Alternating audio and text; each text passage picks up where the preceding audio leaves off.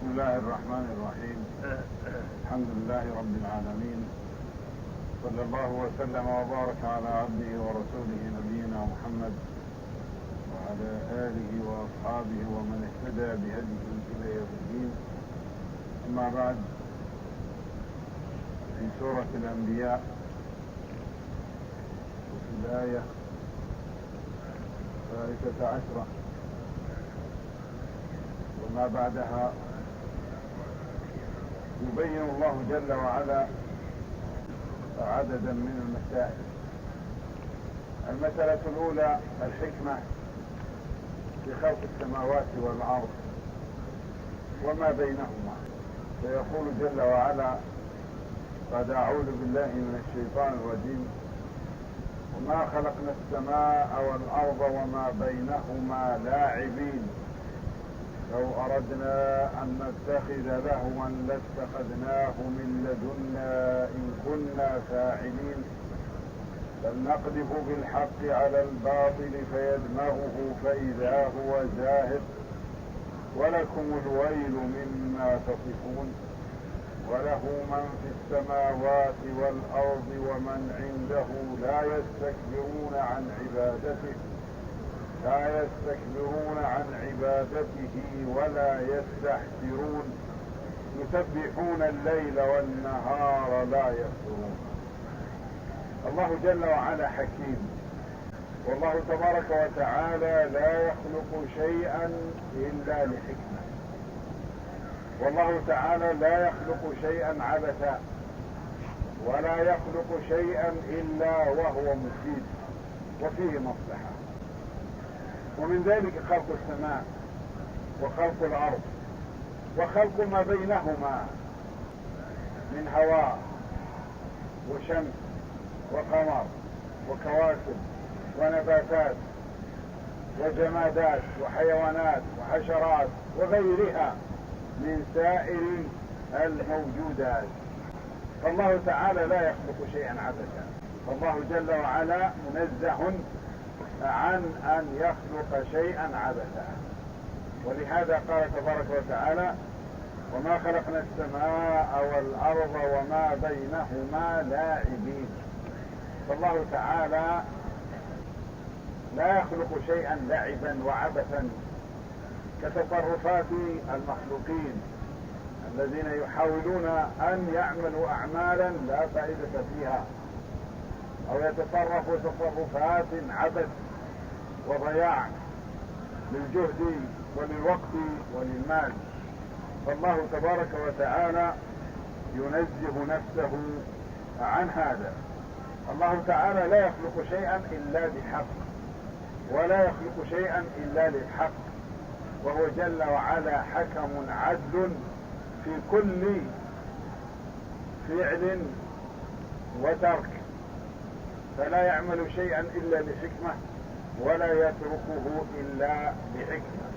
ثم ذكر المولى جل وعلا مسألة أخرى، وهي نسبة الولد والزوجة لله تعالى، حيث أن النصارى نسبوا الزوجة وهي مريم إلى الله تعالى وتقدس، ونسبوا عيسى لأن يكون ولدا لله تبارك وتعالى وتنزه وتقدس عما يقوله هؤلاء. فالله تعالى يقول: لو أردنا أن نتخذ لهوا لاتخذناه من لدنا إن كنا فاعلين. المفسرون رحمهم الله فسروا اللهو بأنه الزوجة والولد. فالله تبارك وتعالى الخالق لكل شيء، المالك لكل شيء، يقول: لو أردنا أن نتخذ لهوا لاتخذناه من لدنا. إن كنا فاعلين، أي لاتخذناه من لدنا. لسنا بحاجة إلى أن تنسب مريم أو ينسب عيسى عليه السلام لأن يكون ابنا لله، أو ما ذكره المشركون من أن الملائكة بنات الله. فالله تبارك وتعالى غني عن هؤلاء، لأن الله هو المالك لهذه الأشياء، والمالك لها لا يحتاج إلى أن يعقد عقد قران أو أن يتخذ منها ولد. فالمملوك عند بني آدم الإنسان الذي يملك عبيدا آدميين لا يتزوج شيئا من إمائه ولا ينسب إليه شيء من عبيده. فإذا كان المخلوق يعنف من هذا فكيف يسوغ لهؤلاء أن ينسبوه لله تبارك وتعالى؟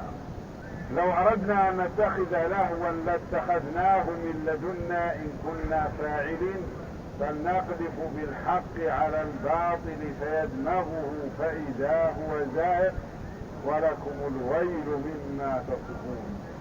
يقول جل وعلا: بل نقذف بالحق على الباطل، أي نبين الحق فيدحض الباطل ويزيله. ولهذا قال تعالى: فيدمغه، فإذا هو زاهق. والدمغ الضرب بأصل الدماغ عند المخلوقات، وإذا ضرب الدماغ هلك صاحبه، فقال فإذا هو زاهق، يعني أنه ذاهب وتالف وهالك. ولكم الويل، وهو وادي من أودية جهنم، لو سيرت به جبال الدنيا لذابت الحال. ولكم الويل مما تصفون، أي مما تقولون وتنسبون لله الزوجة والولد، والله تعالى لم يلد ولم يولد ولم يكن له كفوا أحد. بل نقذف بالحق على الباطل فيدمغه، أي أنه يزيله ويذهبه فإذا هو زاهق. ولكم الويل، أي الهلاك والعذاب الأليم بسبب ذلكم الوصف الذي وصفتم به الله جل وعلا من حاجته للزوجة أو حاجته للولد.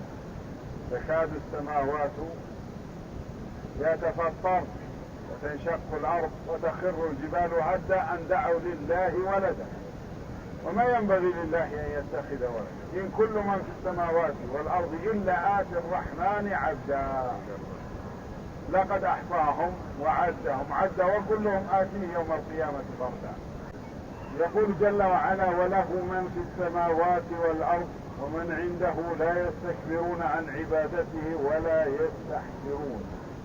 أي أن الله تعالى هو المالك لمن في السماوات، وهو المالك لمن في الأرض، ومن عنده من الملائكة لا يستكبرون عن عبادته، لا يستكبرون عن أن يتعبدوا لله ولا يستحسرون، أي لا يملون، لأن الملائكة دائما في عبادة لله، وتسبيحهم الله كالنفس لغيرهم، أي أنه لا يشغلهم عن عملهم الذي يكلفهم الله تعالى به، فهم لا يفترون عن العبادة، يسبحون الليل والنهار لا يفترون، لا يعصون الله ما أمرهم ويفعلون ما يؤمرون. وهذا تنبيه إلى أولئك القوم الذين نسبوا إلى الله الحاجة، لأن يكون محتاجا لزوجة أو محتاجا لولد، محتاج لزوجة تؤنسه أو ولد يعاونه. فالله تعالى له من في السماوات ومن في الأرض، كل من في السماوات ومن في الأرض هم عبيد لله وملك لله، وهو جل وعلا هو الذي يتصرف فيهم، وهو الذي يحييهم ويميتهم، ولا يعملون عملا إلا بأمره وتدبيره وقضائه. فهو جل وعلا المالك لهم. قوله جل وعلا وله، اللام هنا للملك وللتدبير، فالله تعالى هو المالك لهؤلاء وهو وحده دون غيره المتصرف فيهم، وإليه مردهم ومآلهم، فلا أحد يكذب ولا أحد يختبي ولا أحد يعترض. لمن الملك اليوم؟ لله الواحد القهار جل وعلا. لا يستكبرون عن عبادته، معناه أنهم لا يتكبرون ولا يترددون ولا يستنكفون عن أن يعبدوا الله، المراد بهذا الملائكة.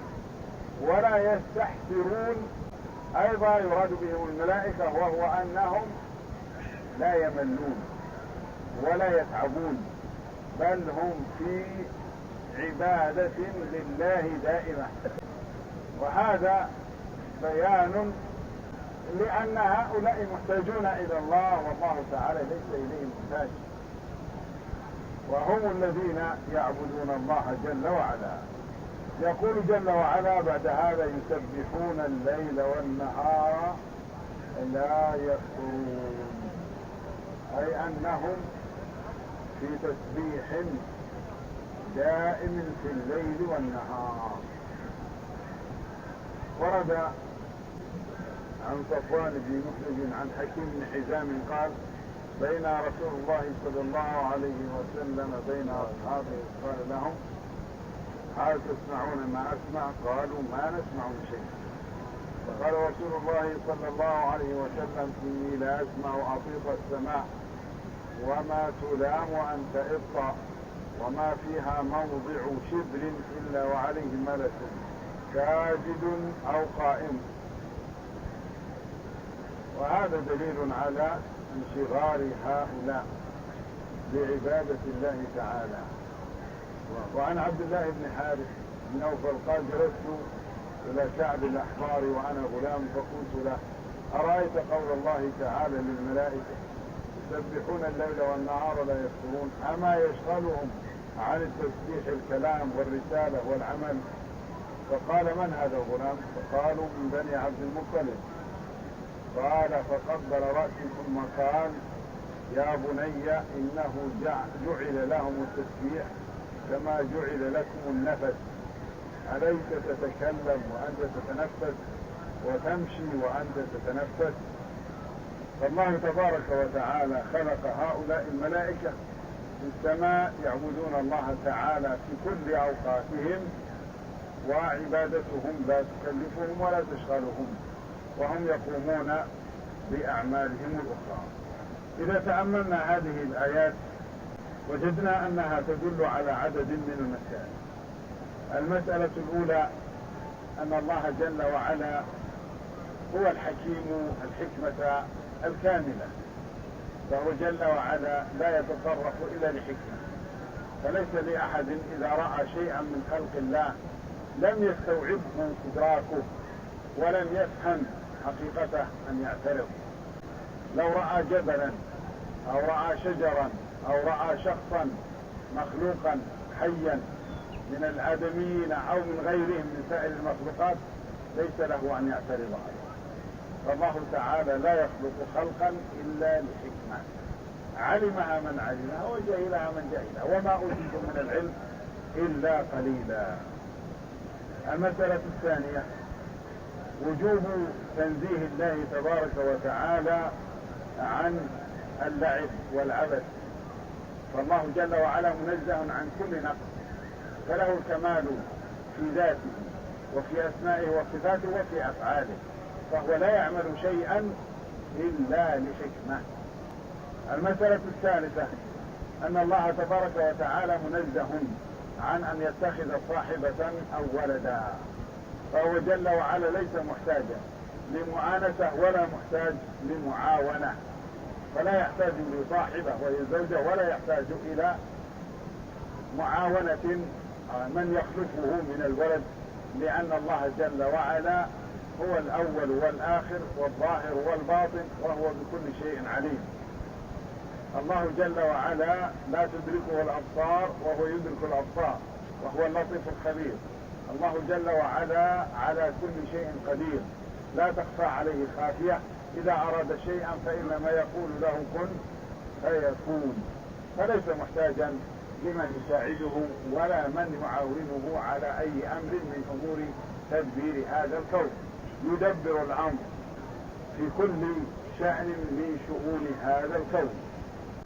المسألة الخامسة أن الله جل وعلا توعد المعارضين والمعاندين الذين يعترضون على أمر الله تبارك وتعالى ويدعون لأنفسهم الفهم والقدرة والمعارضة لأحكام الله وأوامره، فإن الله تعالى توعدهم بإبطال أعمالهم وإظهار الحق، وتوعدهم بالعذاب الأليم وهو وادي من أودية جهنم. المسألة السادسة أن الله تعالى هو المالك لهذا الكون لا شريك له. الله تعالى له الملك وله الحمد وهو على كل شيء قدير، فله من في السماوات والأرض، ولا حق لأحد في شيء من ذلك، فالكل خلق الله والكل ملك الله والكل عبيد الله، وما على الإنسان إلا أن يقر بهذا ويسلم ويستسلم لله جل وعلا الذي له الكمال وله الملك والتدبير. المسألة السابعة أن الملائكة يعبدون الله تعالى في كل أوقاتهم، ويعبدون الله بلا تكبر ولا ملل ولا تثاقل، وعبادتهم لله سهلة عليهم مستمرة معهم.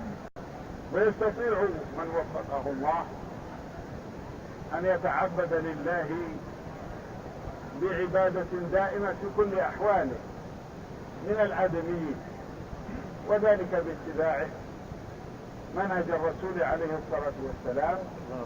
فإذا أراد أن يمشي يكون مشيه طاعة لله، وإذا أراد أن يجلس يكون جلوسه طاعة لله، وإذا أراد أن ينام طاعة لله، وإذا أراد أن يأكل أو يشرب يكون ذلك طاعة لله، وإذا أراد أن يتكلم يكون طاعة لله، وإذا أراد أن يسكت يكون أيضا طاعة لله. كل هذه الأمور يستطيع أن يعملها الإنسان في هذه الحياة إذا اتبع المنهج النبوي الذي كان عليه نبي الرحمة والهدى، الذي كان خلقه القرآن. فلا يقول الإنسان أنا ما أستطيع أن أتعبد لله إلا 5 دقائق في الصلاة.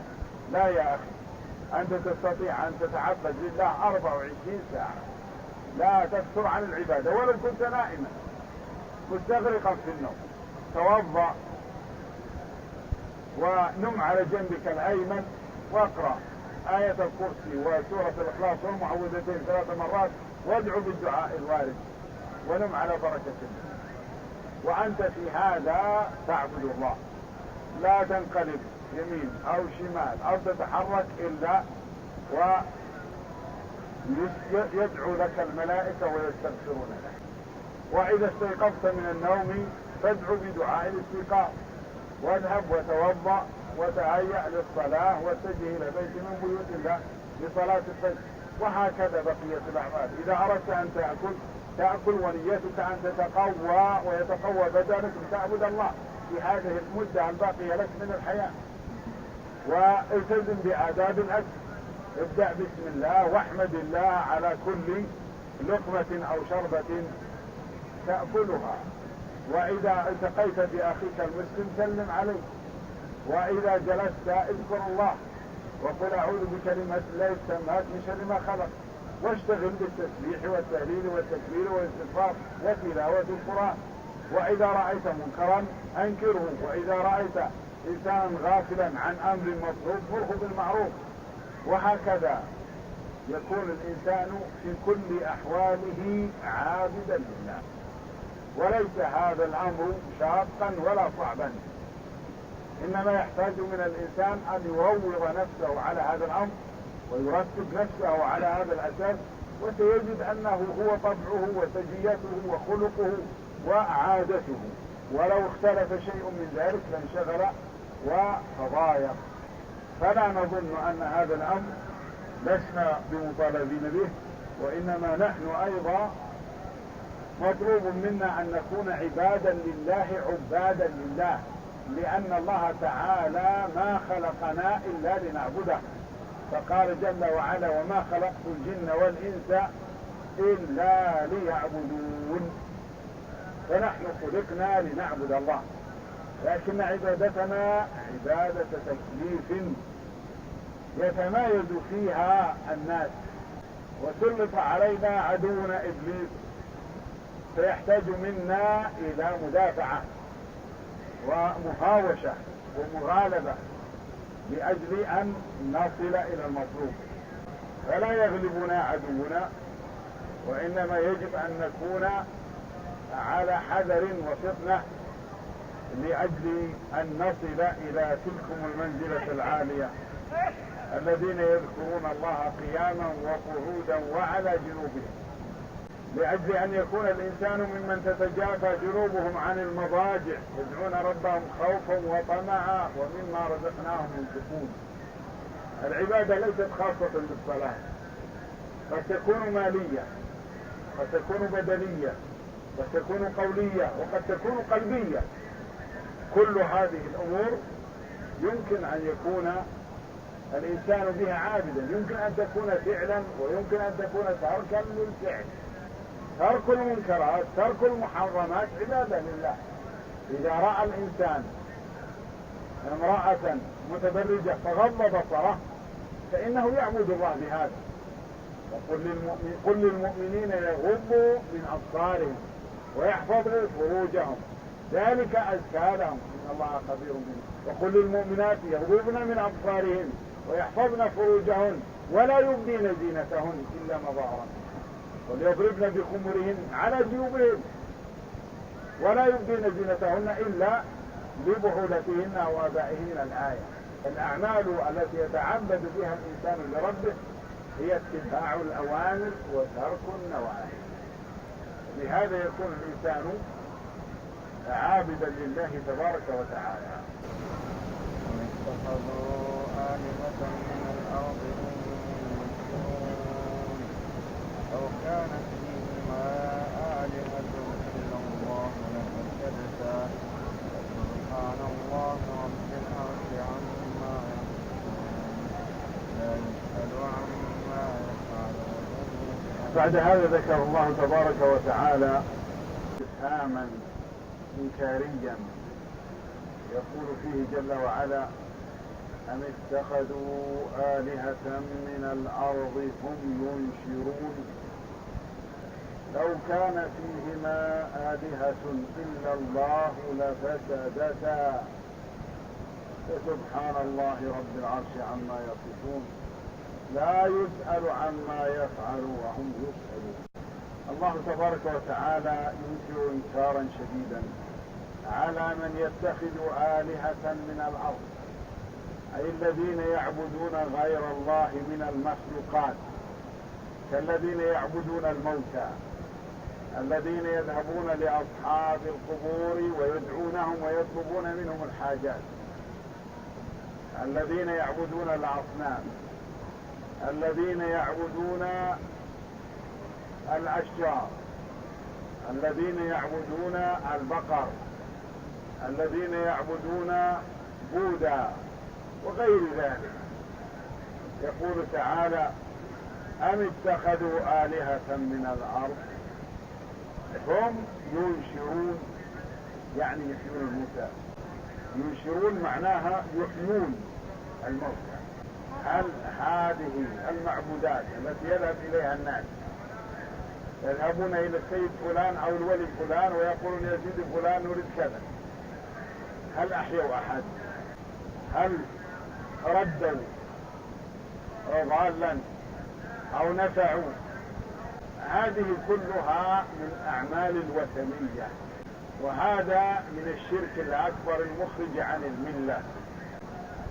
ثم يطرح المولى جل وعلا تساؤل للعقلاء فقط، يقول لو كان فيهما آلهة إلا الله لفسدتا. لو كان فيهما أي السماء والأرض آلهة أي إله يستحق العبادة مدبر، لو كان فيهما آلهة إلا الله لفسدتا، أي لفسد السماء والأرض. لماذا؟ لأن الله تعالى يأمر وهذا ينهى، فيتنازعون. وعدم فساد هذا الكون السماء والأرض دليل على أن التدبير لواحد هو الله، وأن غير الله تبارك وتعالى ممن يدعى أنه إله دعوى فاسدة ودعوى باطلة. فمن يدعو فلانا من الناس من الموتى فهذا لا عقل له، أشبه بالمجنون، لأنه لو كان إله كان يأمر بغير ما يأمر به الله، وتتضارب الأوامر، واحد يأمر واحد ينهى، وحينئذ تفسد. لو كان أبسط شيء، لو كان دكان لاثنين كل واحد منهما له حق الصلاحية في البيع في وقت واحد، فمثلا في ثلاجة قام واحد وباعها على فلان والثاني باعها على فلان، وش اللي يصير؟ فوضى، ما ندري من اللي اشترى، يقول أنا بعت ولا يقول أنا اللي بعت، وكلهم باعوا في وقت واحد. فلا بد أن يكون الذي يتصرف واحد، ما يصح يتصرف في شيء اثنين. إذا تصرف اثنان في شيء واحد يفسد. وهكذا هذا الكون لو كان فيهما آلهة إلا الله لفسدتا، أي فسدت السماء والأرض، فلا يصلح هذا الأمر. وهذا رد يجب أن ينتبه له من كان عنده أدنى عقل، لأن هذه المعبودات التي تدعى ويذبح لها وينذر لها وتزار وتنصب لها القباب ويطوف الناس بها، كلها من جنس أعمال أبي جهل وأبي لهب سواء بسواء، وأصحابها مشركون شركا أكبر. ليس فليتنبه لهذا أولئك القوم، وليحذر كل إنسان من يجد يعملون هذه الأعمال، فإن الله تعالى لا إله إلا هو، لا إله إلا الله وحده ما أحد، لا شريك له. لكل عقب كل صلاة تقول لا إله إلا الله وحده لا شريك له، له الملك وله الحمد وهو على كل شيء قدير. غير الله له شيء من هذا، صاحب القبر له شيء من هذا، صاحب الضريح له شيء من التصرف. الله تعالى هو وحده لا إله ولا شريك له، وله الملك وله الحمد وهو على كل شيء قدير. وذاك ليس له شيء من هذا، ليس له ملك ولا يحمد ولا هو على كل شيء قدير، ولا يقدر على شيء أبدا، لا يقدر على أن ينفع نفسه لأنه انقطع عمله من حين موته، فكيف ينفع غيره؟ وربنا جل وعلا لا إله إلا هو، وذاك ليس بإله. فلماذا هذا الغباء الشديد عند فئام من الناس كثير في هذه الأرض؟ يجب التنبه والتحذير لمثل هذا الأمر. وربنا جل وعلا يقول أم اتخذوا آلهة من الأرض هم ينشرون هم يحيون. عمركم سمعتوا أن صاحب الضريح أحيا فلان اللي متوفى قبل 9 سنين؟ الله تعالى سيحيي كل هؤلاء الخلق لو كان فيهما آلهة إلا الله لفسدتا، فسبحان الله. سبحان الله،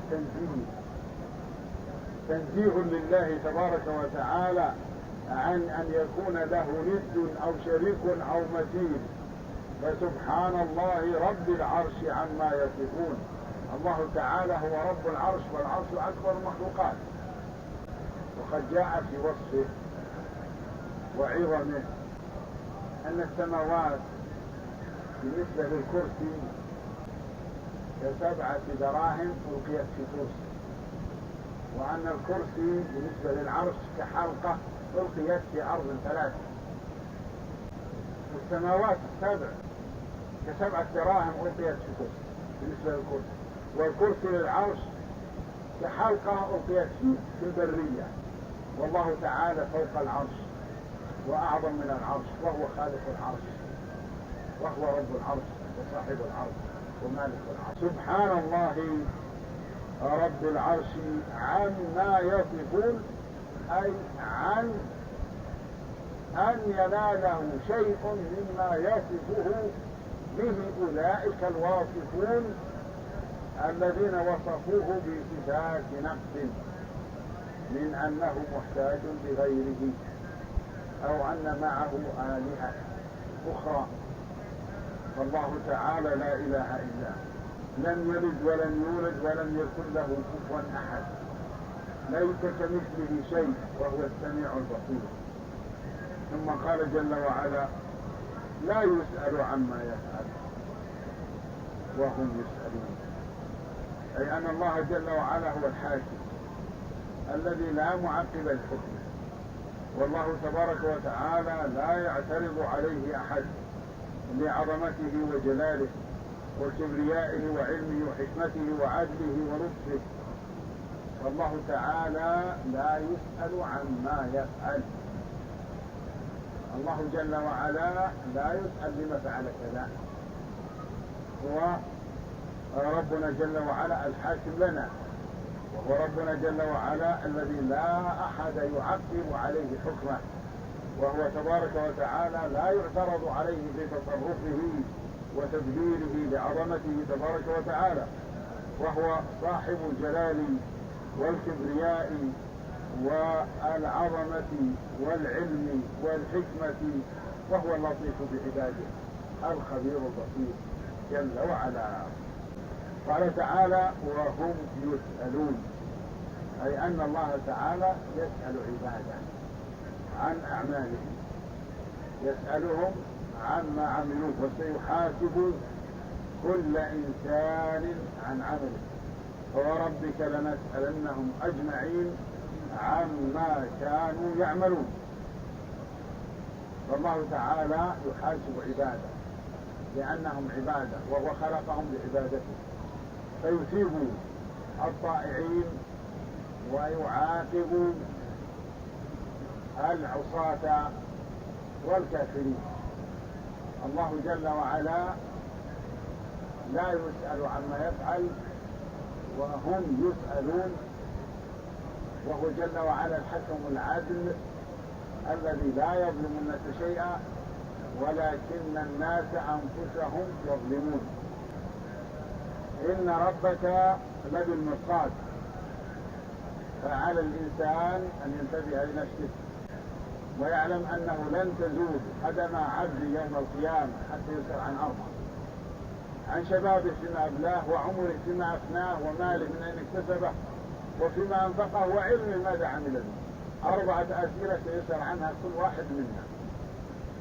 فماذا سيقول الإنسان في الإجابة عن هذه الأسئلة؟ الآن معلنة، وكل إنسان يكتبها يحاول يجهز نفسه للإجابة عليها لينجح. اختباراتنا في هذه الدنيا اختبارات سرية، ما ندري عن الأسئلة إلا إذا بدأ الاختبار، لكن الأسئلة يوم القيامة مطرحة عليكم الآن. سيسأل كل إنسان عن شبابه فيما أبلاه، وعن عمره فيما أفناه. كل دقيقة ستسأل عنها. في يوم الأحد بعد المغرب كنت جالس في الحرام هكذا عملت، وهكذا عنه. ستجد هذا عندما يقال لك اقرأ كتابك كفى بنفسك اليوم عليك حسيبا، لا تستطيع أن تنكر أي معلومة.